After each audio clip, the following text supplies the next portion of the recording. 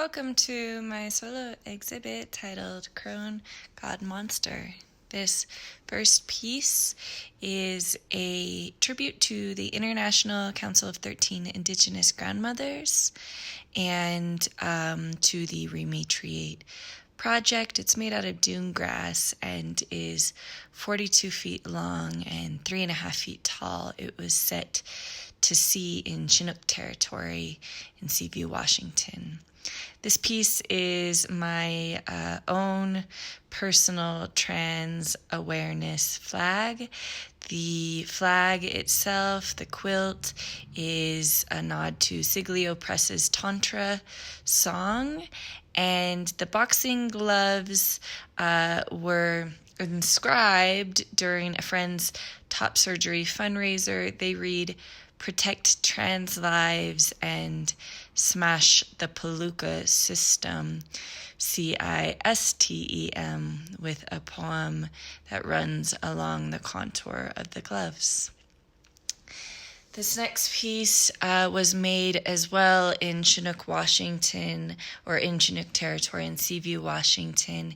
It's made out of trash that was collected on the beach side and swept into the letters of the alphabet and photographed so that I have this garbage font effectively. It reads, "Garbage glut, glut, glut."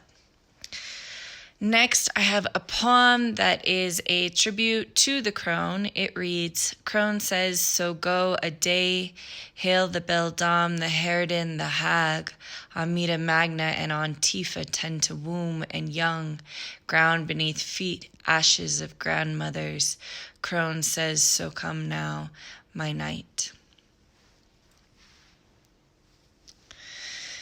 The next piece is my own personal copy of Clarissa Pinkola Estes' masterwork, Women Who Run with the Wolves.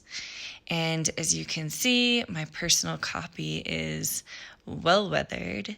My second book of poetry was in response largely to this text.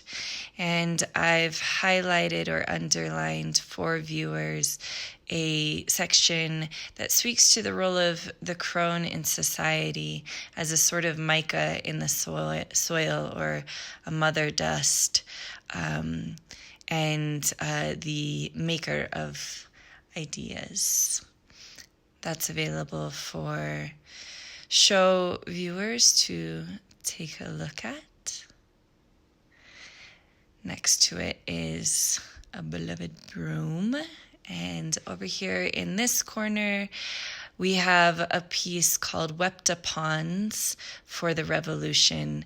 This is a long poem, 90 pages, that is turned into a material poetic piece. It's coming out of 2 ammunition boxes from World War II that kind of string out of the ammunition boxes as ammunition.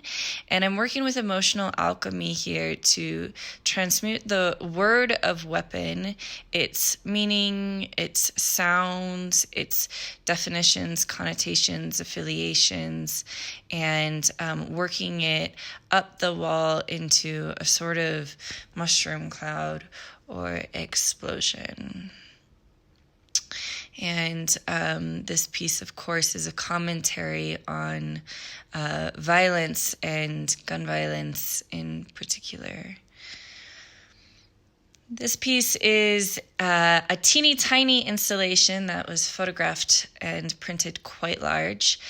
Similar to the Garbage Glut piece, it is photographing letters to make an alphabet. So these are carvings in Colorado's quaking aspen. And again, I have the full alphabet, and it was printed out to read wander, sonder, ponder, ponder. Here is the infamous Pagan Pope quilt with 2 ironing boards, similarly stenciled to the crone poem. They read, "We all come from the crone, and everything has already taken place." The Pagan Pope quilt is made out of found materials, a collection of newspapers from Portland's famous Street Roots newspaper. It is an image of the Pope that says, "Treat all people with humanity." And in the bottom center square, we have a blonde hair, blue-eyed image of Mary, and she is sort of holding or floating from her palm is a satyrs whose eyes are closed. The satyrs acts as a sort of oracle to the Pope quilt and a spell maker for the historical patriarch at large. Finally, here we have a piece that was created in collaboration with the writers and community group that I was a part of. It is my first eco-poetic installation. It was made out of juniper and was first installed in front of Denver's Capitol and later floated down the Platte River at the intersection where the Cherry Creek Trail meets the Platte River in Denver. Here, Kayla Songer, a local Cheyenne artist, is holding the letters up in front of the Capitol. This is an Amiri Baraka tribute, and these are the words that Amiri Baraka spoke at the African People's Congress of 1970.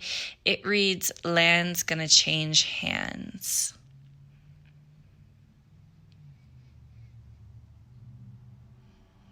This installation is 2.5 feet tall by 15 feet wide.